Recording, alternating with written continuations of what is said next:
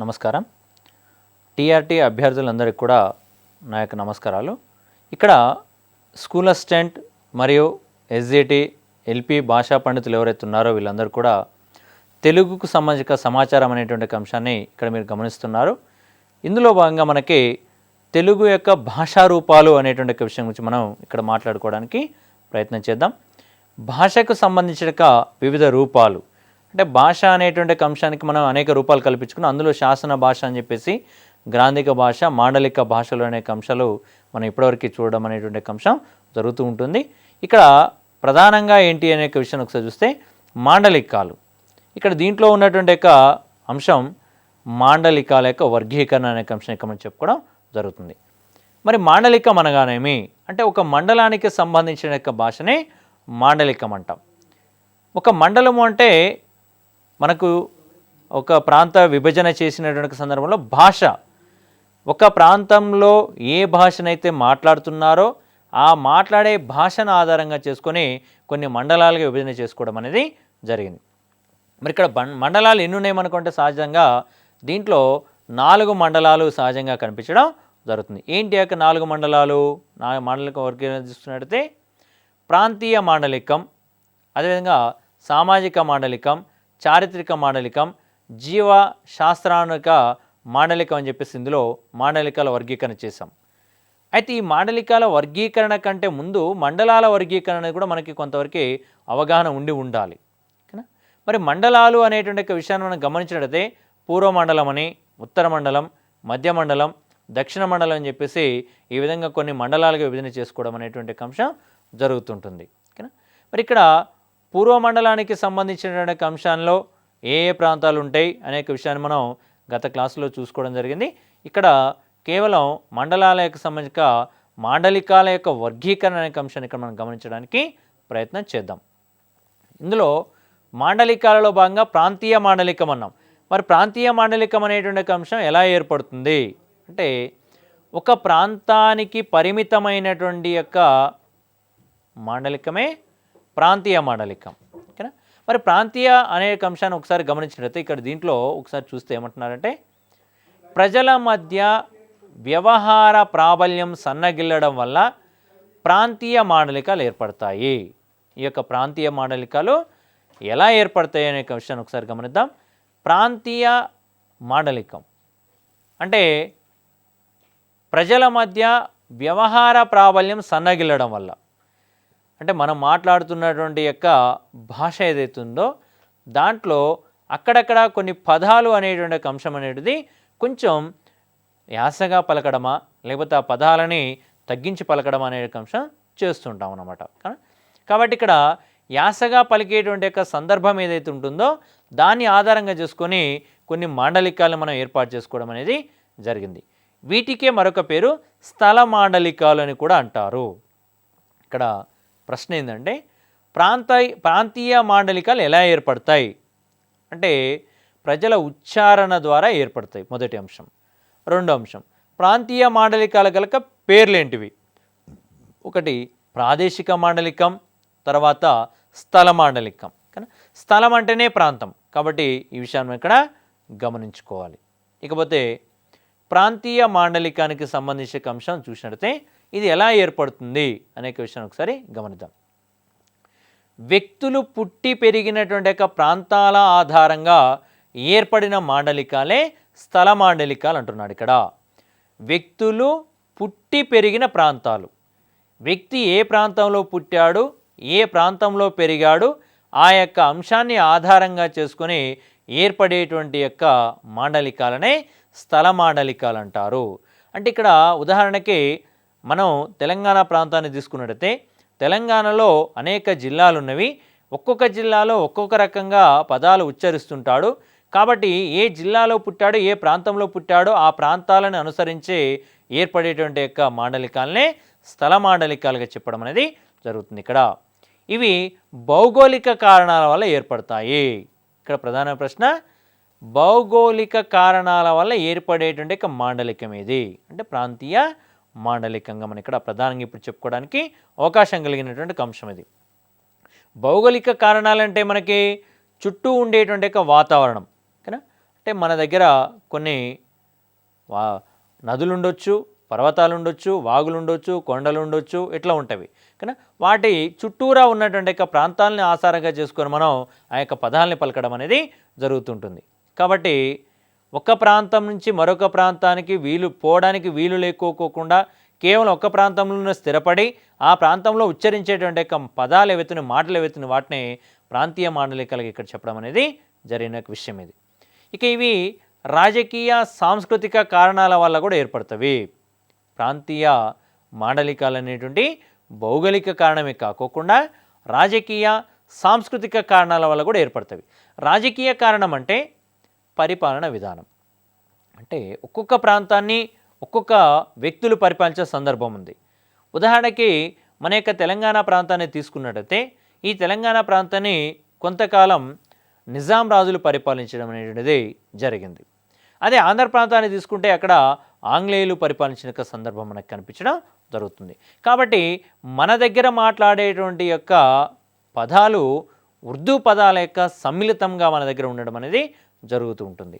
మరి ఇతర ప్రాంతాల్లో గమనించినప్పుడు ఆంగ్ల పదాలు ఎక్కువగా దాంట్లో ఉండేటువంటి అంశం మనకి కనిపిస్తుంటాయి. కాబట్టి ఇక్కడ రాజకీయంగా ఏ ప్రాంతాన్ని ఎవరు పరిపాలించారో ఆ యొక్క అంశాలని ఆధారంగా చేసుకొని ప్రాంతీయ మాండలికాలు ఏర్పడతాయి. అదేవిధంగా సాంస్కృతిక పరంగా అంటే మన యొక్క ఆచారపు అలవాట్లని ఆధారంగా చేసుకుని కూడా ఈ యొక్క మాండలికాలు ఏర్పడడం అనేది జరుగుతుంటుంది. దీంట్లో చదువు వచ్చినటువంటి వారు, రానటువంటి వారు, పల్లెటూరు వారు, పట్టణానికి సంబంధించిన వాళ్ళు, ఇట్లా అనేక రకాలైన వ్యక్తులు మనకి దీంట్లో కనిపించడం అనేది జరుగుతుంది. కాబట్టి ప్రాంతీయ మాండలికాలు అంటే ఏంది అనేది మొదటి అంశంగా చెప్పుకోవడం జరిగింది.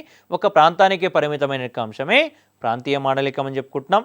మరి ఈ మాండలికాలు అనేటువంటివి ఎలా ఏర్పడతాయంటే మనం చెప్పుకున్నది భౌగోళిక కారణాలు కావచ్చు, రాజకీయ కారణాలు కావచ్చు, సాంస్కృతిక పరమైన కారణాలు కావచ్చు, వ్యక్తి పుట్టి పెరిగిన ప్రాంతమైన కావచ్చు, వీటి ఆధారంగా యొక్క మాండలికాలు అనేవి ఏర్పడతాయనే విషయం మనం ఇక్కడ గమనించుకోవాలి. ఇక్కడ పదాలను ఒకసారి గమనిద్దాం. మనం ప్రాంతీయ మాండలికాల్లో ఉన్నటువంటి అంశం ఏంటిదంటే మనం మండలాలు విభజన చేసుకున్నామని చెప్పి గతంలో చెప్పుకున్నాం. ఇక్కడ పూర్వ మండలం అని, దక్షిణ మండలం, ఉత్తర మండలం, మధ్య మండలం అని ఒక 4 మండలాలు ఉన్నవి. ఈ 4 మండలాలలో కూడా ఏ పదాన్ని ఏ విధంగా ఉచ్చరిస్తారు అనే అంశం మీద ప్రశ్న తప్పనిసరిగా అడుగుతుంటారు. కాబట్టి ఇక్కడ బాగా మనం స్ట్రెచ్ చేసి చూసుకోవాల్సిన అవసరం ఎంతైనా ఉంటుంది. దీంట్లో ఉన్నటువంటి పదాలు ఒక్కసారి గమనిద్దామండి. ఇక్కడ ఏంటిదంటే పూర్వ మండలంలో చోడి అనే యొక్క పదాన్ని మనం చెప్పుకోవడం జరుగుతుంది. మరి చోడి అనే పదాన్ని ఇతర ప్రాంతాల్లో ఏమంటారు అంటే దక్షిణ మండలంలో రాగి అని, ఉత్తర మండలంలో తమిదే అని, మధ్య మండలంలో కూడా తమిదే అని చెప్పేసి పిలవడం అనేది జరుగుతుంది. ఓకేనా, తమిదలు అంటే రాగులు ఉంటుంటాం మనం. కాబట్టి ఇక్కడ చోడి అనే ప్రాంతాన్ని దక్షిణ మండలంలో ఏమంటారు అని ప్రశ్న అడగవచ్చు. లేదా చోడి అనే ప్రాంతాన్ని ఉత్తర మండలంలో ఏమంటారు, లేదా చోడి అనే పదాన్ని మధ్య మండలంలో ఏమంటారు, లేదా ఉత్తర మండలంలో తమిదే అనే పదాన్ని పూర్వ మండలంలో ఏమని పిలుస్తారు. ఇట్లా ప్రశ్న అనేక రకాలుగా మనల్ని అడిగేటువంటి అంశం ఉంటుంది. కాబట్టి మనం తప్పనిసరిగా ఈ యొక్క పదాలని గుర్తుపెట్టుకోవాల్సిన అవసరం ఎంత ఉంది. చోడి అనేది పూర్వమండల పదం, రాగి అనేది దక్షిణ మండల పదం, తమిదే అనేది ఉత్తర మండల పదం, తమిదే అనేది మరొక పదం మధ్య మండల పదంగా గుర్తుపెట్టుకోవాలి. అట్లనే గంటి అనే పదం, ఈ గంటి అనేటువంటి పదాన్ని మనం పూర్వమండలంలో ఈ విధంగా పిలుస్తాం. దీన్ని దక్షిణ మండలం ఏమంటారంటే సజ్జ అంటే సజ్జలు, కానీ దాన్నే సద్ద అంటుంటాం. అక్కడ సొద్ద అనే అర్థంలో పిలవడం అనేది జరుగుతుంది. సజ్జ లేదా సొద్ద అని ఏ మండలంలో పిలుస్తారు అంటే దక్షిణ మండలం. అదేవిధంగా దీన్ని ఉత్తర మండలంలో సజ్జ అంటాం, మధ్య మండలంలో కూడా సజ్జ అంటాం. కాబట్టి 3 మండలాల్లో ఎక్కువగా దీన్ని సజ్జ అని పిలుస్తున్నాం. కాబట్టి ఇది ఒక ప్రామాణిక పదంగా కూడా మనకి అక్కడ కనిపించడం అనేది జరుగుతుంది. ఈ విషయాన్ని కూడా మనం ఇక్కడ గమనించుకోవాలి. ఓకేనా, కాబట్టి గంటి అనే పదాన్ని దక్షిణ మండలం ఏమంటారు, ఉత్తర మండలంలో ఏమంటారు, మధ్య మండలంలో ఏమంటారు అనే విషయం తప్పనిసరిగా అభ్యర్థులు ఇక్కడ గమనించుకోవాలి. అదేవిధంగా పూర్వ మండలంలో గోంగూర అనేటువంటి ఒక పదం ఉంది. దీన్ని దక్షిణ మండలంలో, ఉత్తర మండలం, మధ్య మండలంలో ఏమంటారో ఒకసారి గమనించుకోవాలి. గతంలో అడిగినటువంటి ఒక ప్రశ్న, సొరకాయ అనే పదాన్ని దక్షిణ మండలంలో ఏమంటారన్నారు, అంటే దక్షిణ మండలంలో అనేటువంటి అంశం ఏంటిది అనేది కింద ఒకసారి గమనించండి.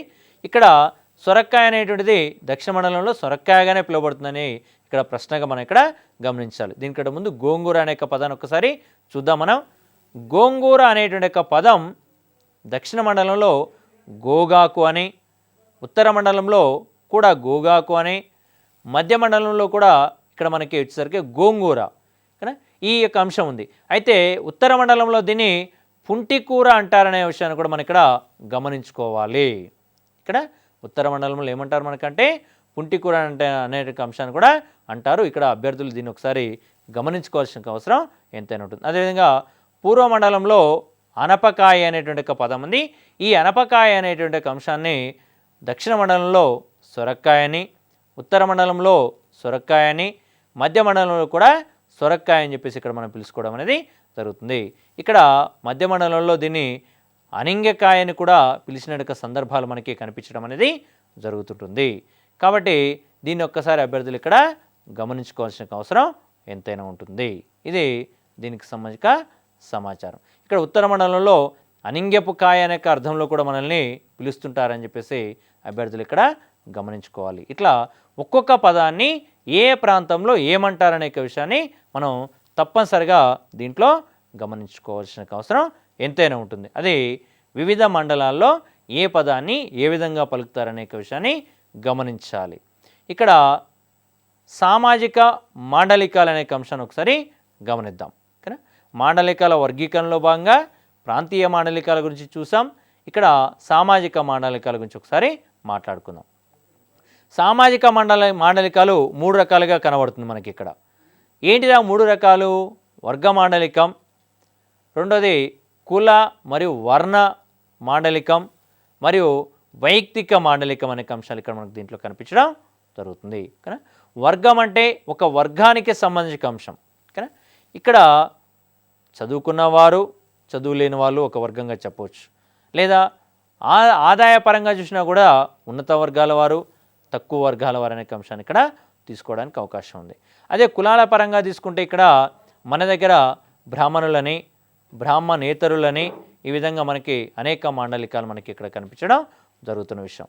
వైయక్తికం అంటే వ్యక్తికి సంబంధించిన అంశం. కదా, ఒక వ్యక్తి ఎవరైతే ఉన్నాడో అతనికి సంబంధించిన వ్యక్తిగా అంశంగా ఇక్కడ మనం చెప్పవచ్చు. అంటే మనుషులకు సంబంధించిన అంశాన్ని ఇక్కడ చెప్పడం అనేది జరుగుతున్న విషయం. కానీ ఇక్కడ చదువు రాని వ్యక్తి ఏ విధంగా మాట్లాడతాడు, చదువుచిన వ్యక్తి ఏ విధంగా మాట్లాడతాడు, లేదా చదువుచిన వ్యక్తి పిల్లవాళ్ళతో ఏ విధంగా మాట్లాడతాడు, లేదా పెద్దవాళ్ళతో ఏ విధంగా మాట్లాడతాడు అనేక అంశాలు ఇక్కడ వైయక్తిక మాటల్లో, వైయక్తిక భేదాల్లో భాగంగా మనం ఇక్కడ చెప్పుకోవడానికి అవకాశం ఉంటుంది. ఇందులో ఒక్కొక్క అంశం గురించి మనం ఇక్కడ పరిశీలించడానికి ప్రయత్నం అనేది చేద్దాం.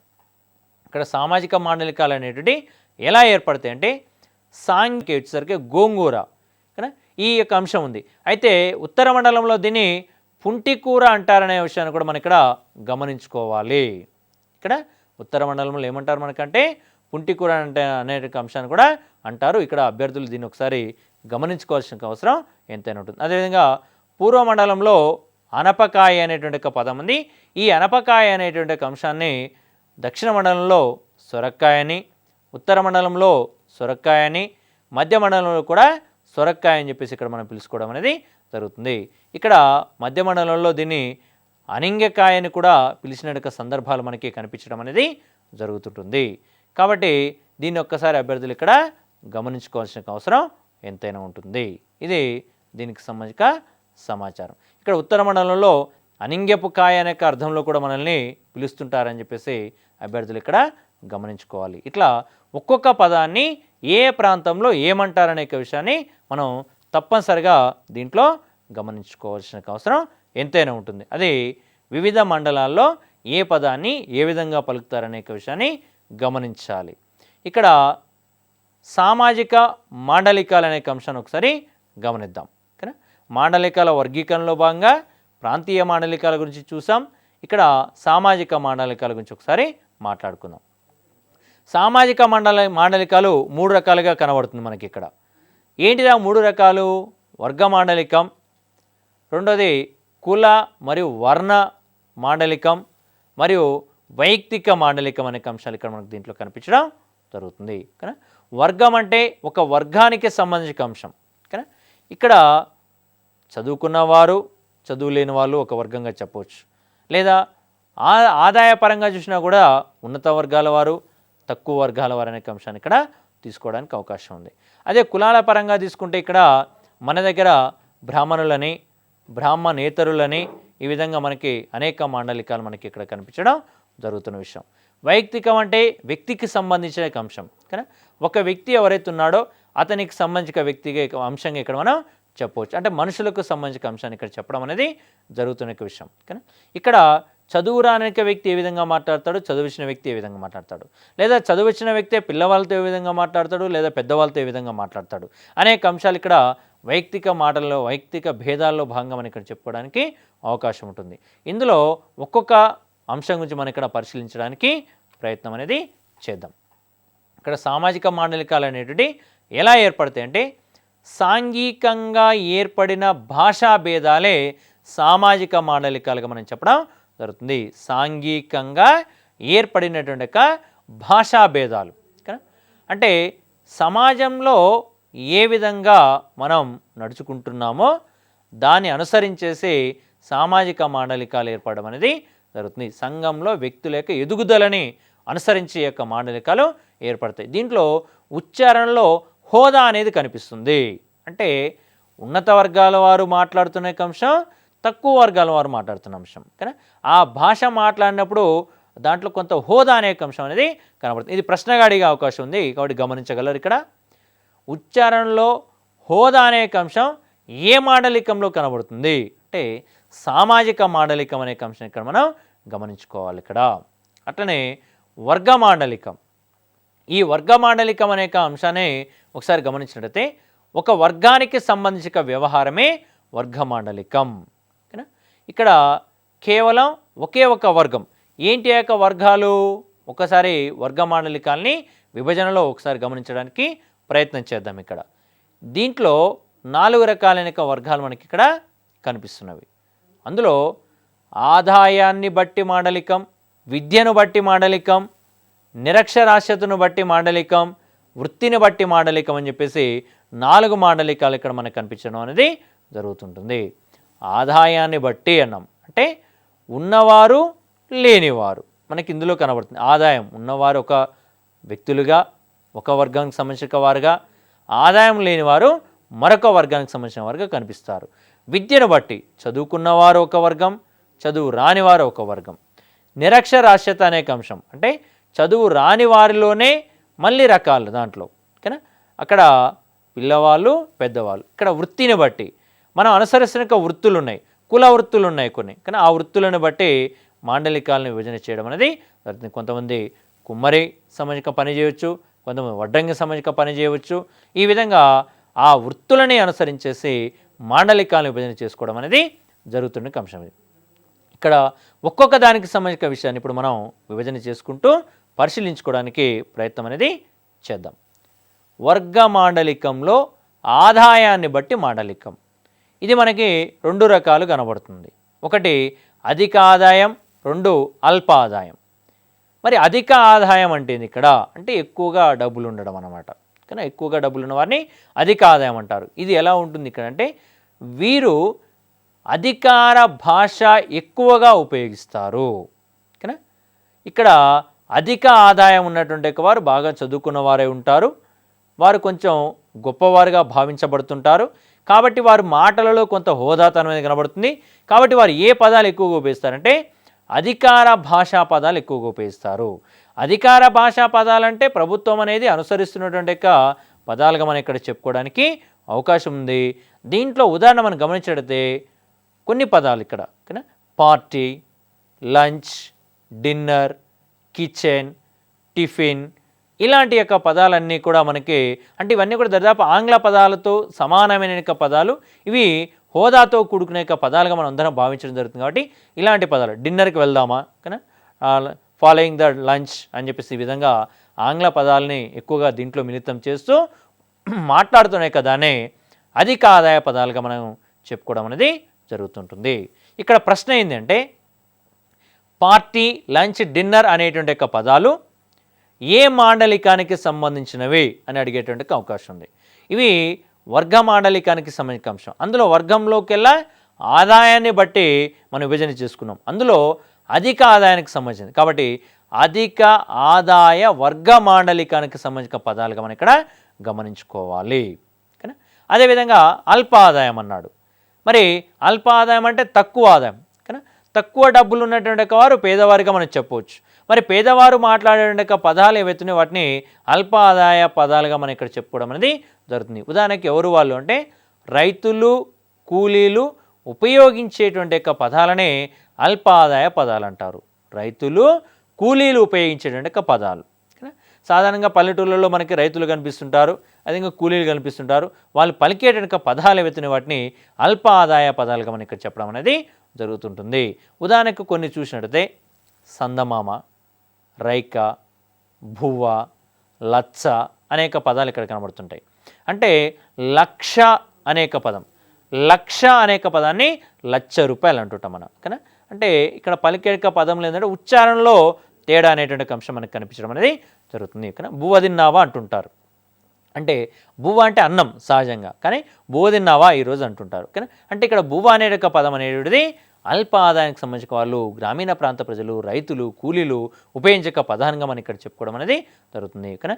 చందమామ అంటారు, చందమామ బదులు సందమామ అంటారు. ఓకేనా. ఇక్కడ మనం జాకెట్ బదులు రైక అని ఇట్లా ఈ పదాలు గ్రామీణ ప్రాంతాలు ఎక్కువగా కనిపిస్తున్నాయి కాబట్టి గ్రామీణ ప్రాంతాల్లోకెల్లా అల్ప ఆదాయానికి సంబంధించిన వాళ్ళు ఉపయోగిస్తారు కాబట్టి ఈ పదాలను వ్యత్యాసాలను గమనించాలి ఇక్కడ. కానీ ఇక్కడ ప్రశ్న ఏంటిది? సందమామ, రైక, బువ్వ అనేటువంటి పదాలు ఏ మాండలికానికి సంబంధించినవి? లేదా రైతులు, కూలీలు ఉపయోగించేటువంటి పదాలు ఏ మాండలికానికి సంబంధించినవి అని ప్రశ్న అడిగాక అవకాశం ఉంది కాబట్టి గమనించాలి. వర్గ మాండలికంలో ఆదాయాన్ని బట్టి మాండలికాలు 2 రకాలు. ఒకటి అధిక ఆదాయం, 2 అల్ప ఆదాయం. అధిక ఆదాయం వాళ్ళేమో అధికార భాషకు సంబంధించిన పదాలు, హోదా పదాలు ఉపయోగిస్తుంటారు. అల్ప ఆదాయం వాసులేమో రైతులు, కూలీలు ఉపయోగించే పదాలు కాబట్టి అది అల్పాదాయం అన్నాం. అధిక ఆదాయానికి సంబంధించిన వాళ్ళేమో పార్టీ అని, లంచ్, డిన్నర్ అనే పదాలు ఉపయోగిస్తే అల్ప ఆదాయ వాసులేమో ఇక్కడ సందమామ, రైక, బువ్వ అనేక పదాలు ఉపయోగిస్తారని అభ్యర్థులు గమనించి వాటిని ప్రశ్న రూపంలో చదువుకోవడానికి ప్రయత్నం చేయాలి. అట్లనే వర్గ మాండలికంలో వృత్తిని బట్టి మాండలికం. ఓకేనా. వృత్తి అంటే పని, మనం చేస్తున్నటువంటి పనిని ఆధారంగా చేసుకొని మాండలికాలను ఇక్కడ విభజన చేయడం అనేది జరుగుతూ ఉంటుంది ఇక్కడ. ఏంటిది అది? మనకు సహజంగా అనేక విషయాన్ని గమనించినట్లయితే మనం చేస్తున్న పని ఏది కావచ్చు. ఉదాహరణకి ఇక్కడ ఒక ఉదాహరణ గమనించినట్లయితే ఆకులు అనేట పదం ఉంది. సహజంగా మనకు ఆకులు అంటే చెట్టు యొక్క ఆకులు అనే అర్థం తీసుకుంటాం మనం. కానీ ఇక్కడ కులాన్ని మనం ఆధారంగా తీసుకున్నప్పుడు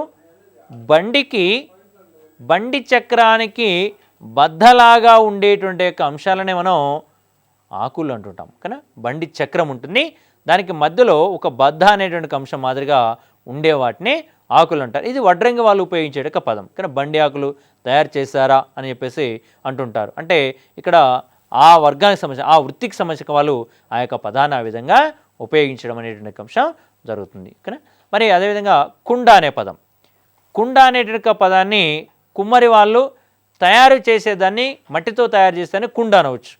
కానీ ఇక్కడ వడ్రంగి వారి విషయానికి వచ్చేసరికి మనం వాళ్ళు ఉపయోగించే పదం ఏంటి అంటే ఇక్కడ బండి చక్రం మధ్యలో గుండ్రంగా ఉండేదని కుండ అంటారు. బండి చక్రం మధ్యలో గుండ్రంగా ఉండేది కదా అని కుండ అంటారు. అంటే ఇక్కడ కుల వృత్తులలో భాగంగా మనం గమనించినట్లయితే మనకి కుమ్మరి వాళ్ళు ఉపయోగించే పదం ఏమో మట్టితో తయారు చేసిందని చెప్పుకోవచ్చు. అదే వడ్రంగి వారి విషయానికి వచ్చేసరికినేమో బండి చక్రానికి ఉండేటువంటి మధ్యలో ఉండే భాగాన్ని కుండ అంటున్నాం. అంటే ఒక ప్రాంతంలోనే వృత్తిని బట్టి ఈ పదాలు అనేవి వేరువేరుగా ఉంటాయనే విషయాన్ని ఇక్కడ మనం గమనించుకోవాలి. ఇది దీనికి సంబంధించిన సమాచారం. ఇకపోతే కుల మాండలికాలు. కులం అనే అంశాన్ని మనం ఒకసారి గమనించినట్టయితే రక్త సంబంధంతో వచ్చేటువంటి వాటిని కులాలుగా మనం ఇక్కడ చెప్పుకోవడం అనేది జరుగుతుంటుంది. అంటే మన యొక్క తల్లిదండ్రులు ఏ కులానికి సంబంధించిన మనం అదే కులానికి సంబంధించిన వాళ్ళగా మనం మాట్లాడుకుంటాం. అయితే కులాన్ని బట్టి కొన్ని మాండలికాలుగా ఇక్కడ విభజన చేయడం అనేది జరిగింది. అది ఎలా అంటే వ్యక్తులు పుట్టి పెరిగిన కులాల ఆధారంగా ఏర్పడిన మాండలికాలే కుల మాండలికాలు. వ్యక్తులు ఏ ప్రాంతంలో పుట్టారనేదేమో ప్రాంతీయ మాండలికం అయితే ఏ కులంలో పుట్టారనేది ఏర్పడేదే కుల మాండలికాలకు ఇక్కడ చెప్పడం అనేది జరుగుతుంది. ఎందుకు ఏర్పడిన యొక్క కుల మాండలికాలు అంటే భారతదేశంలో కుల వ్యవస్థ ఉండడం వలన కుల మాండలికాలకు అనేటిది చోటు లభించడం జరిగింది. భారతదేశంలో కుల వ్యవస్థ ప్రాతిపదిక అనేది ఉంది మన దగ్గర, కాబట్టే ఈ యొక్క కుల మాండలికాలు అనేటివి ఏర్పాటు కావడం అనేది జరిగిందని చెప్పేసి ఇక్కడ చెప్పవచ్చు. ప్రపంచంలో ఏ భాషలో కూడా కుల మాండలికాలు లేవు. ఓకేనా, ప్రపంచంలో ఒకసారి గమనించినట్లయితే ఏ భాషలో కానీ ఎక్కడ కానీ మాండలికాలు లేవు. ఇది ప్రశ్నగా గమనించాలి. ఇక్కడ మాండలికాలు ఏ భాషల్లో ఏ ప్రాంతంలో ఎక్కువగా ఉన్నాయంటే కేవలం భారతదేశంలో తెలుగులోనే ఈ యొక్క మాండలికాలు అనేవి మనకి ఎక్కువగా కనిపిస్తాయనే విషయాన్ని ఇక్కడ అభ్యర్థులు గమనించాలి. వ్యక్తులు పుట్టిన కులాన్ని ఆధారంగా చేసుకుని ఏర్పడేవి కుల మాండలికాలు. భారతదేశంలో కుల వ్యవస్థ ఉంది కాబట్టి కుల మాండలికాలు ఎక్కువగా ఏర్పడినవి. ఏ ప్రాంతంలో కానీ ఏ భాషలో కానీ మాండలికాలు ఎక్కువగా లేవు. ఎక్కువగా భారతదేశంలో, అందులో తెలుగులో ఈ యొక్క కుల మాండలికాలు ఎక్కువగా మనకు కనిపిస్తాయనే విషయాన్ని గమనించాలి. అదేవిధంగా ఈ కుల వర్ణ మాండలికాలని కొన్ని రకాలుగా మనం ఇక్కడ విభజన చేసుకోవడం అనేది జరిగింది. ఏంటి ఆ రకాలనే విషయాన్ని ఒకసారి మనం గమనిద్దాం. ఇక్కడ దీంట్లో బ్రాహ్మణ మాండలికం, బ్రాహ్మణేతర మాండలికం, దళిత జన మాండలికం అని చెప్పేసి 3 రకాలుగా ఉండడం అనేది జరిగింది ఇక్కడ. ఓకేనా, బ్రాహ్మణ మాండలికం, బ్రాహ్మణేతర మాండలికం, దళిత జన మాండలికం. దీంట్లో బ్రాహ్మణులు అంటే మనకు తెలుసు. ఓకేనా, మన యొక్క గ్రామీణ ప్రాంతాల్లో కానీ ఎక్కడైనా సరే వివాహాది శుభకార్యాలు కావచ్చు లేదా కర్మకాండలు కానీ వీటిని నిర్వహించడానికి వాళ్ళే బ్రాహ్మణులు అంటారు. వారు ఉపయోగించే పదాలు ఏవైతున్నాయో వాటిని బ్రాహ్మణ మాండలిక పదాలుగా మనకి ఇక్కడ చెప్పుకోవడం అనేది జరుగుతుంది. సహజంగా కొన్ని పదాలు ఉపయోగిస్తుంటారు వాళ్ళు, ఆ పదాలని బ్రాహ్మణ మాండలికాలు అంటారు. అట్లనే బ్రాహ్మణేతర మాండలికాలు అన్నారు. అంటే బ్రాహ్మణులు కాక మిగిలిన వారు మాట్లాడేటువంటి పదాలు ఏవైతున్నాయో వాటిని బ్రాహ్మణేతర మాండలికాలుగా మనం ఇక్కడ చెప్పడం అనేది జరుగుతుంటుంది. ఇకపోతే దళిత జన మాండలికం అన్నాడు. దళిత జనులు అంటే వెనుకబడిన వర్గాల వారు అనే అర్థాన్ని మనకి దీంట్లో తీసుకోవడం అనేది జరుగుతుంది. గ్రామీణ ప్రాంతాల్లో వెనుకబడిన వర్గాల వారు ఉచ్చరించే పదాలనే ఆధారంగా చేసుకుని ఈ మాండలికాన్ని మనకు ఏర్పాటు చేయడం అనేది ఇక్కడ జరిగింది. ఒక్కొక్క దాని నుంచి వివరణ చేసుకుంటూ వెళ్దాం. దీంట్లో బ్రాహ్మణ మాండలికాల విషయానికి మనం ఒకసారి చూసినట్లయితే ఇందులో ఉత్తర భారతదేశంలో అగ్రవర్ణాల యొక్క మాండలికం, దళిత జన మాండలికం అనే 2 మాండలికాలు కలవు. ఇక్కడ మన భారతదేశాన్ని 2 భాగాలు విభజన చేసుకున్నాం. ఉత్తర భారతదేశం, దక్షిణ భారతదేశం. మనం దక్షిణ భారతదేశం. అయితే ఉత్తర భారతదేశం అనేటువంటి అంశాన్ని ఒకసారి గమనిస్తే అక్కడ కేవలం 2 మాండలికాలు ఉన్నాయి. ఒకటేమో అగ్రవర్ణాల వారు, రెండేమో దళితులు. ఇక్కడ ఉన్నవారు లేనివారు అనే అర్థంలోనే కేవలం 2 అంశాల్లో భాగంగా మాండలికాలను తీసుకోవడం అనేది జరిగింది. కానీ దక్షిణ భారతదేశంలో వచ్చేసరికి మాత్రం 3 మాండలికాలు కనబడుతున్నాయి. ఇక్కడ ప్రశ్న అభ్యర్థి గమనించాలి. ఉత్తర భారతదేశంలో ఉన్నటువంటి యొక్క కుల మాండలికాలు ఎన్ని, అవి ఏవి? కుల మాండలికాలు ఎన్ని అంటే 2, అవి అగ్రవర్ణాలు, దళిత జన. అదే దక్షిణ భారతదేశంలో ఉన్న కుల మాండలికాలు ఎన్ని అంటే 3, అవి బ్రాహ్మణ, బ్రాహ్మణేతర, దళిత జన అనేక 3 మాండలికాలు మనకి దీంట్లో కనిపించడం అనేది జరుగుతున్న విషయం ఇది. మరి వీటి గురించి ఒక్కొక్క దాని నుంచి వివరణ చేసుకుంటూ వెళ్ళడానికి ప్రయత్నం చేద్దాం. ఇందులో బ్రాహ్మణ మాండలికం అన్నాం. బ్రాహ్మణ మాండలికం అంటే బ్రాహ్మణులు ఉచ్చరించే పదాలు ఏవైతున్నాయో వాటిని బ్రాహ్మణ మాండలికాలుగా చెప్పడం అనేది జరుగుతుంది. వాళ్ళు సహజంగా ఏ పదాలు ఉచ్చరిస్తారంటే మనం ఉదాహరణకి ఇక్కడ గమనించినట్లయితే తీర్థం, తద్దినం, దద్దోజనం, వేడి నీళ్ళు, జంధ్యం, మడి ఇలాంటి యొక్క పదాలు ఉపయోగిస్తుంటారు. కానీ మనకి శుభకార్యాలు కానివ్వండి లేదా ఇతర కార్యాలు కానివ్వండి, ఏ కార్యాలకైనా సరే ఇలాంటి యొక్క పదాలు ఉపయోగిస్తారు. ఇవి సామాన్య ప్రజలు ఉపయోగించే పదాలు కావు, బ్రాహ్మణులే అత్యధికంగా ఉపయోగించే పదాలు కాబట్టి వాటిని బ్రాహ్మణ మాండలికంగా చెప్పడం అనేది జరుగుతుంది. మనం ఆలయాలకు వెళ్ళినప్పుడు తీర్థం తీసుకోండి అంటుంటారు. కానీ కాబట్టి ఇక్కడ తీర్థం అనేటువంటి ఒక పదం అనేది వారు ఉచ్చరించే అంశం చెప్పవచ్చు. కానీ మరి తద్దినం పెట్టారా, కానీ లేదా దద్దోజనం అనేది తిన్నారా, కానీ లేదా చేశారా, కానీ ఇట్లా మరియు వేడి నీళ్ళు పెట్టండి లేకపోతే జంధ్యం ధరించాలి కదా, అదేవిధంగా మడి కట్టుకున్నారా, ఇట్లా అనేక పదాలు అనేవి ఉపయోగిస్తుంటారు. ఈ పదాలు ఉపయోగించేటువంటి మాండలికం ఏంటంటే బ్రాహ్మణ మాండలికం. ఇక్కడ ప్రశ్న ఏంది, ఇక్కడ మనకి తీర్థం, తద్దినం, దద్దోజనం లాంటి యొక్క పదాలు ఏ మాండలికానికి సంబంధించినవి అంటే బ్రాహ్మణ మాండలికాలు. కానీ క్రింది వానిలో బ్రాహ్మణ మాండలికానికి సంబంధించిన పదం, సంబంధం లేని పదం ఏందని కూడా మనల్ని ప్రశ్న అడిగేటువంటి అవకాశం ఉంది కాబట్టి గమనించాలి. ఒక్కొక్కసారి జతపరిచేటువంటి ప్రశ్నలు కూడా ఇవ్వవచ్చు, మనకి అవకాశం ఉంటుంది. కాబట్టి ఆ సందర్భంలో కూడా ఒకవైపు ఈ పదాలలో ఏదో ఒకటి తీర్థమనో లేదా తద్దినమనో ఇచ్చి మరొక వైపు బ్రాహ్మణ మాండలికం అని కూడా ఇవ్వవచ్చు. కాబట్టి ఏ పదాలు బ్రాహ్మణ మాండలికానికి సంబంధించినయో ఒకసారి అభ్యర్థులు ఇక్కడ గమనించుకోవాలి. తర్వాత రెండోది బ్రాహ్మణేతర మాండలికం. మరి బ్రాహ్మణేతర మాండలికం అంటే బ్రాహ్మణులు కాక మిగిలిన వారు మాట్లాడేటువంటి పదాలనే బ్రాహ్మణేతర మాండలికం అంటారు. మరి ఈ బ్రాహ్మణేతర మాండలికానికి సంబంధించిన ఒక విషయాన్ని మనం గమనించినట్లయితే వీళ్ళు ఉపయోగించక పదాలు ఏంటి అంటే ఉడుకు నీళ్ళు, తాలింపు, పచ్చడి ఇలాంటి యొక్క పదాలు మనం ఇక్కడ గమనించడం అనేది జరుగుతుంది. బ్రాహ్మణుల దగ్గర వచ్చేసరికి వేడి నీళ్ళు అన్నాం, ఇక్కడికి వచ్చేసరికి ఉడుకు నీళ్ళు అన్నాం. ఉడుకు నీళ్ళు కాయనయా అని చెప్పేసి మన పల్లెటూరులో మనకు చెప్పడం అనేది జరుగుతుంటుంది. ఉడుకు నీళ్ళు కాగబెట్టి అంటుంటారు. కానీ అన్నం తాలింపు వేసారా అని అంటుంటాం, కానీ పోపు వేయడం అంటారు, కానీ తాలింపు వేసారా అంటుంటారు, కానీ తాలింపు పచ్చడి అనే అంశం. కానీ ఇక్కడ బ్రాహ్మణులు అయితేనేమో ఊరగాయ అంటారు, మనకి బ్రాహ్మణులు అయితేనేమో పచ్చడి అనే అంశాన్ని ఇక్కడ మనకి పిలవడం అనేది జరుగుతుంది. ఇక్కడ వారి పదాలకి వీరి పదాలకి కొంత వ్యత్యాసం ఉంది. ఈ విషయాన్ని మనం తప్పనిసరిగా గమనించదగిన విషయంగా మనం ఇక్కడ చెప్పుకోవాలి, చూడదగిన అంశం ఇది. కానీ ఉడుకు నీళ్ళు, వేడి నీళ్ళు. వేడి నీళ్ళు ఎవరికి సంబంధించిన పదం, ఉడికి నీళ్ళు ఎవరికి సంబంధించిన పదం.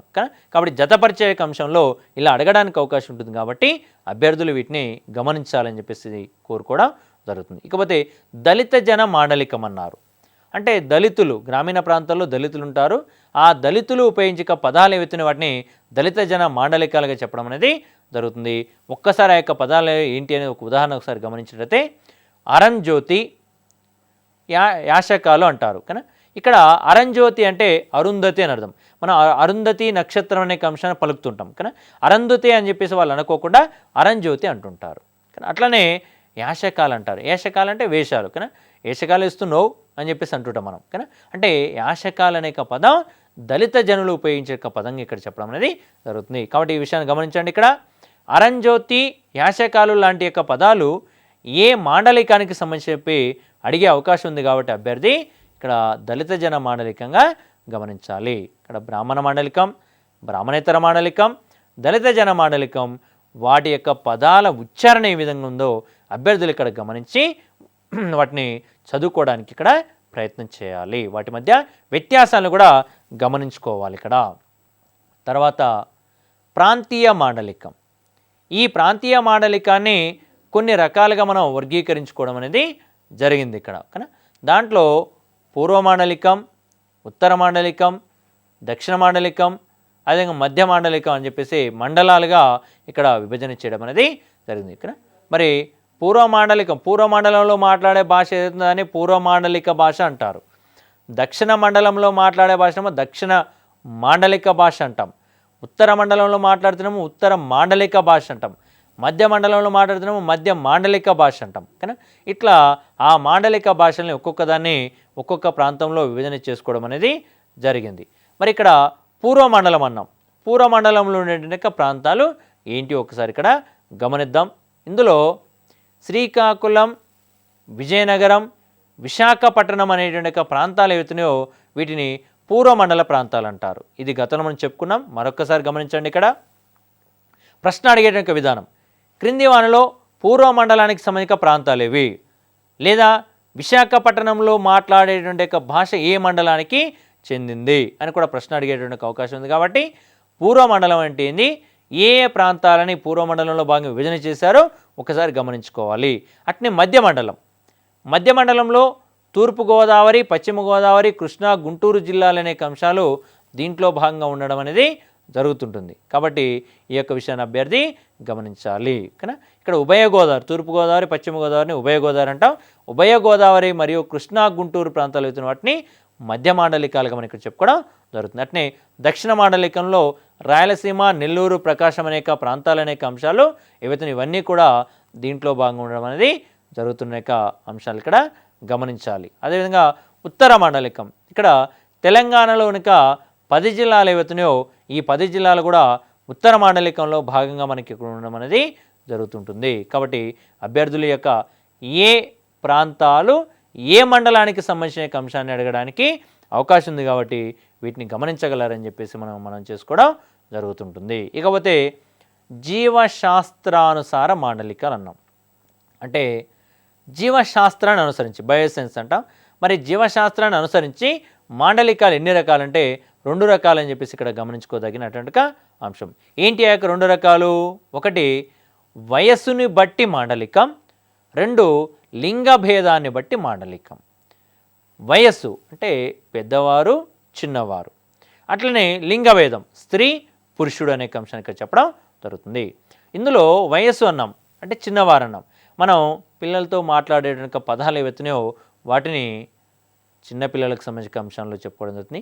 పెద్దవారితో మాట్లాడే అంశాలను కూడా పెద్దవారితో మాట్లాడే అంశాలు చెప్పడం జరుగుతుంది. ఇందులో వయస్సుని బట్టి అన్నాం కానీ అంటే పిల్లలు, పెద్దలు మనం మాట్లాడే విధానం ఎలా ఉంటుంది?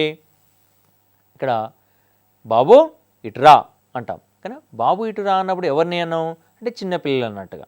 అదే పెద్దవానైతే బాగున్నారండి, ఎటు వెళ్తున్నారు, ఇటు రండి, ఇట్లా కొన్ని అంటే మర్యాదపూర్వకమైన పదాలు లేకపోతే దాంట్లో కొన్ని అదనపు అంశాలను చేర్చేసి మనం పిలవడం అనేది జరుగుతుంది. వాటిని వయసును బట్టి అనేక అంశాలు ఇక్కడ చెప్పడం అనేది జరుగుతుంది. లేదా పిల్లలు మాట్లాడుకునే అంశాలు కూడా దీంట్లో భాగంగా మనం ఇక్కడ తీసుకోవడానికి అవకాశం ఉందని చెప్పేసి చెప్పుకోవచ్చు. అట్లనే లింగ భేదాన్ని బట్టి మాండలికాలు. ఓకేనా?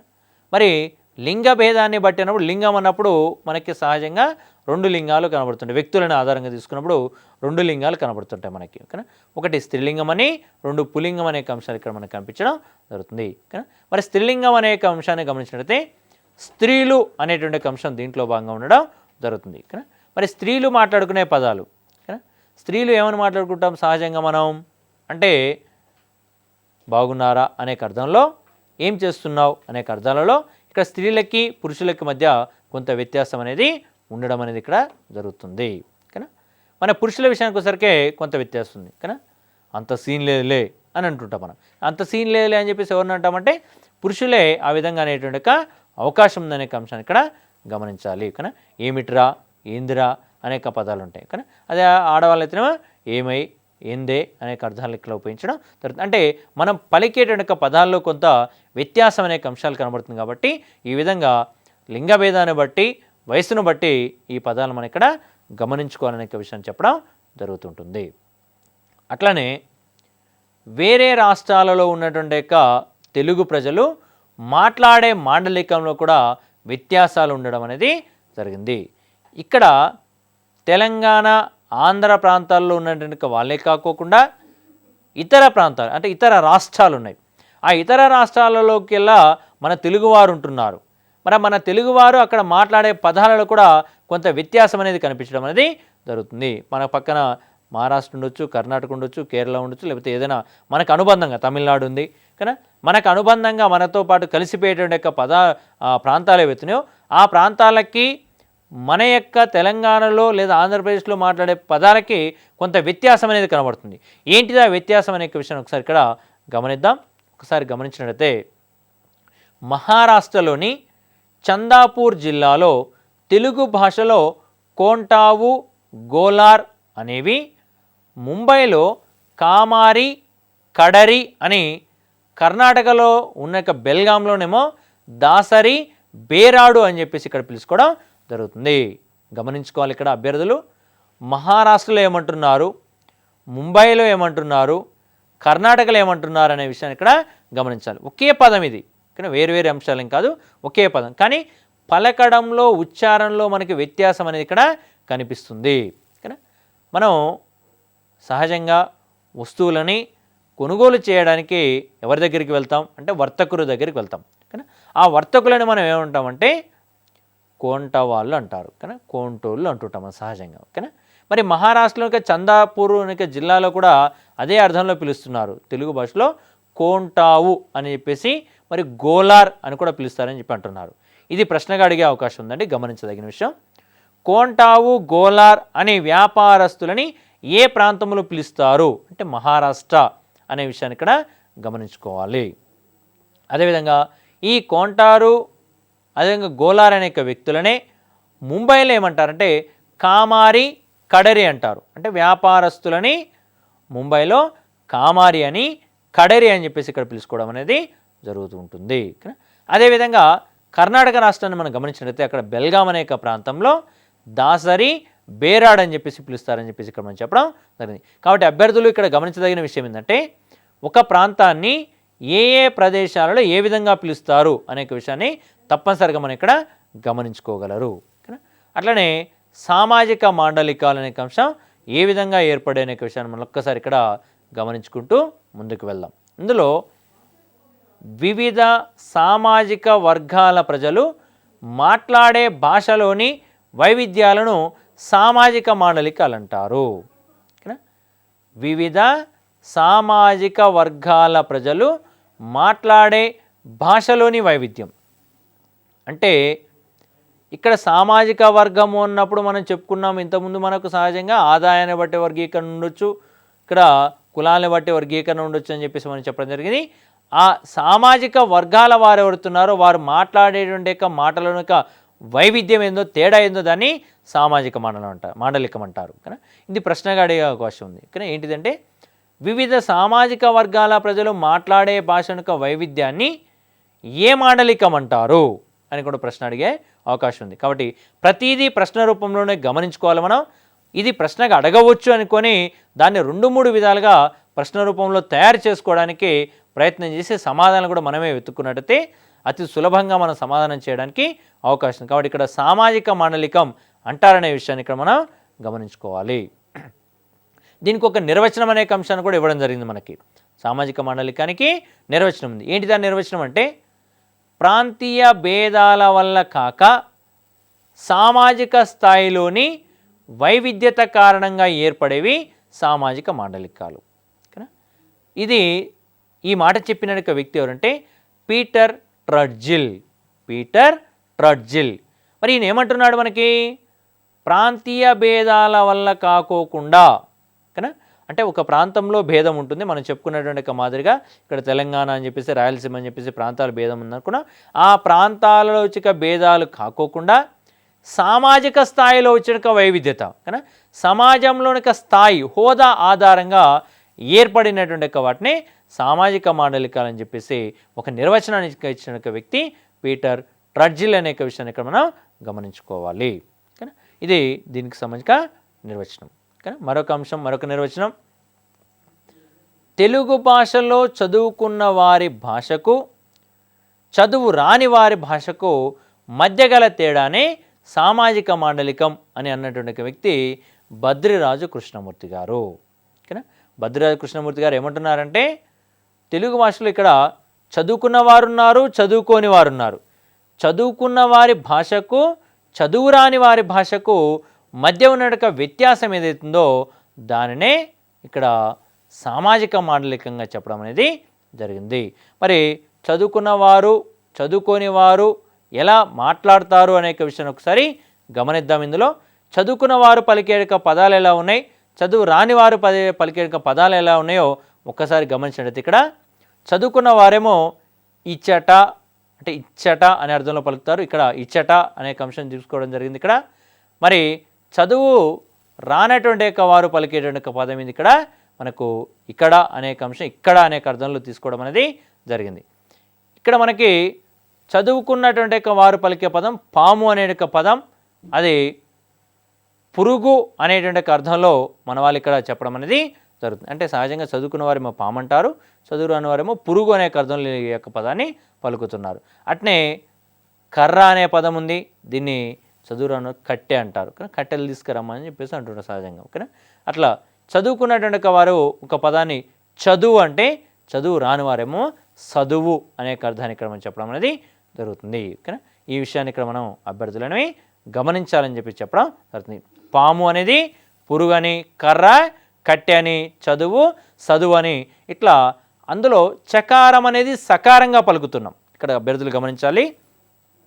చదువుకున్న వారి భాషలో చకారము స్థానంలో చదువు రాని వారి భాషలో సకారం అనేది చేరుతుంది మాండలికాలలో అనేక విషయాన్ని కూడా మనం అభ్యర్థులందరూ కూడా గమనించదగిన విషయం ఇక్కడ చెప్పడం అనేది జరుగుతుంటుంది. అట్లనే మాండలిక భాషా ప్రయోగాలు, ఈ మాండలిక భాషలని ఏ ఏ సందర్భంలో ఎక్కడెక్కడ ప్రయోగించాము అనేక విషయాన్ని ఇక్కడ అభ్యర్థులను గమనించడానికి ప్రయత్నం చేయాలి. కాబట్టి ఇందులో ఒకసారి చూద్దాం. ప్రాచీన కావ్యాలలోని ప్రయోగాలు, ఈ మాండలిక పదాలు వెతుని వాటిని ప్రాచీన కావ్యాలలో ఎక్కడెక్కడ ప్రయోగించారు అనే విషయం ఒకసారి గమనిస్తే, త్రాసు అనే పదం తిక్కన గారు భారతంలో ఉపయోగించడం జరిగింది. దీని యొక్క అర్థం మరొక రూపం ఏంటంటే తరాజు. గతంలో ప్రశ్న అడిగారు, తిక్కన గారు భారతంలో ఉపయోగించినటువంటి మాండలిక పదం ఈ క్రింది వానిలో, లేదా త్రాసు అనే పదాన్ని ఏ కవి తన యొక్క గ్రంథంలో మాండలిక పదంగా ఉపయోగించారు అని కూడా అడిగిన సందర్భాలు ఉన్నాయి. కాబట్టి గమనించండి, త్రాసు అనేటువంటిది ఇక్కడ భారతంలో ఉపయోగించిన అంశం, అది దానికి మరొక రూపం ఏంటంటే తరాజు అనే అంశానికి మనం చెప్పుకోవడం జరుగుతుంటుంది. అట్లనే వానపాము అనే పదం ఉంది. వానపాము అనేటువంటి పదం ఏదైతే ఉంటుందో, ఈ వానపాము అనే పదాన్ని గుంటూరు, రాయలసీమ మరియు ఉత్తరాంధ్ర ప్రాంతాల్లో ఏమంటారంటే ఎర్ర అని చెప్పి అంటారు. గుంటూరు, రాయలసీమ, ఉత్తరాంధ్ర ప్రాంతాలలో దీన్ని ఏమంటారంటే ఎర్ర అనేక అర్థంలో ఇక్కడ మనం చెప్పడం అనేది జరుగుతూ ఉంటుంది. కాబట్టి అభ్యర్థులు గమనించాలి, ఇక్కడ త్రాసు అనే పదాన్ని ఎవరు ఉపయోగించారు, వానపాము అనే పదాన్ని ఇక్కడ రాయలసీమ కానీ గుంటూరు కానీ ఉత్తరాంధ్రలో ఏమంటారు అనే విషయాన్ని అభ్యర్థులు ఇక్కడ గమనించాలి. అదేవిధంగా హద్దు అనే పదం ఉంది. అంటే మనం సహజంగా తెలంగాణలో హద్దుగా గీసిన గీతనే ఏమంటారంటే గెర గీసారని, గెర అంటారు, గేరా కదా, అంటే గెర గీసారంటారు కానీ బెర లేదా గెర అనే అర్థంలో ఇక్కడ చెప్పడం జరుగుతుంది. కదా మరి ఇది ఈ పదం ఎక్కడ ఉంది అంటే పోతన గారి యొక్క భాగవతంలో గలదు. కదా మనం అభ్యర్థులు గమనించదగిన విషయం, హద్దు అనేటువంటి పదానికి తెలంగాణలో ఉన్నటువంటి అర్థం ఏంటి అంటే గేరా.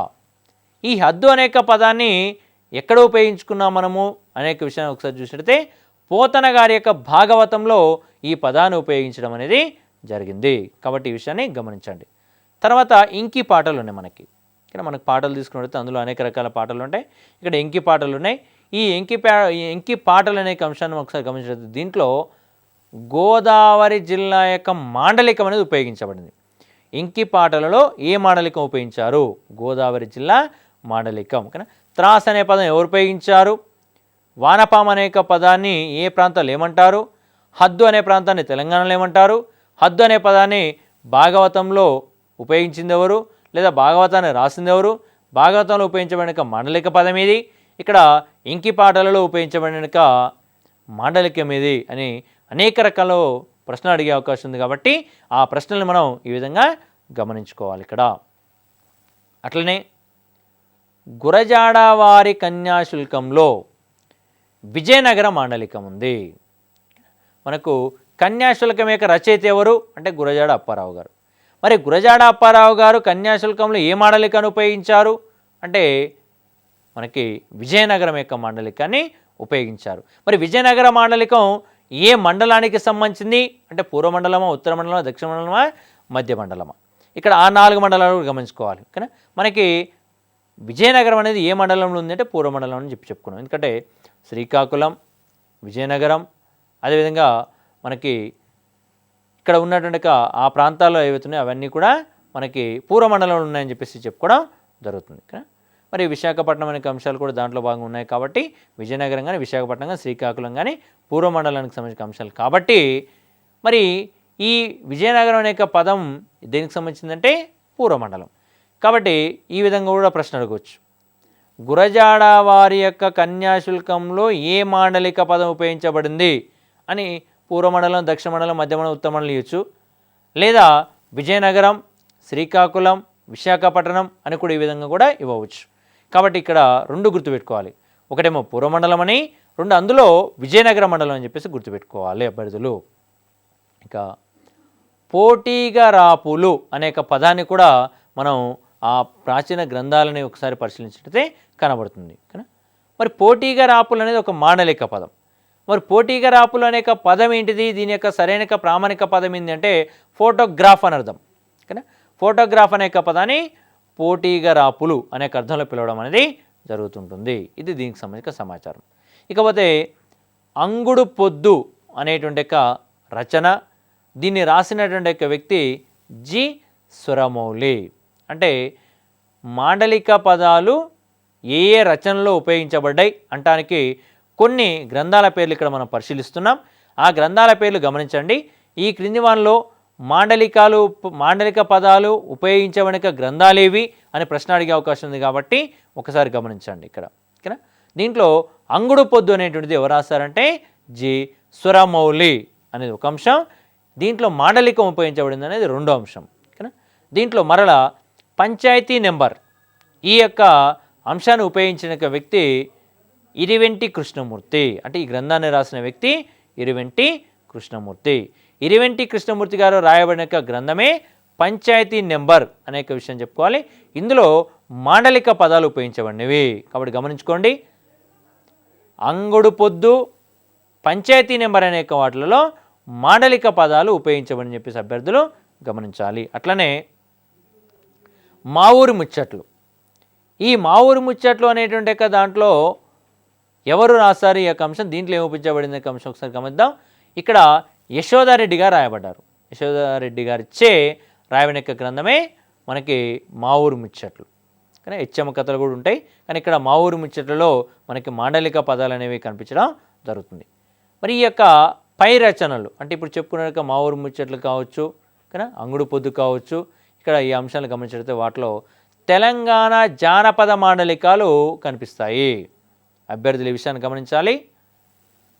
ఈ క్రింది వానిలో తెలంగాణ జానపద మాండలికాలు ఉపయోగించబడేటువంటి గ్రంథాలేవి, లేదా మాండలికాలు ఉపయోగించబడని గ్రంథం ఏది అని కూడా అడిగే అవకాశం ఉంది కాబట్టి అభ్యర్థులు వాటిని గమనించండి. ఇకపోతే కడుపు కోత అనేటువంటి పదం ఉంది. ఈ కడుపు కోత అనేటువంటిది ఒక గ్రంథం.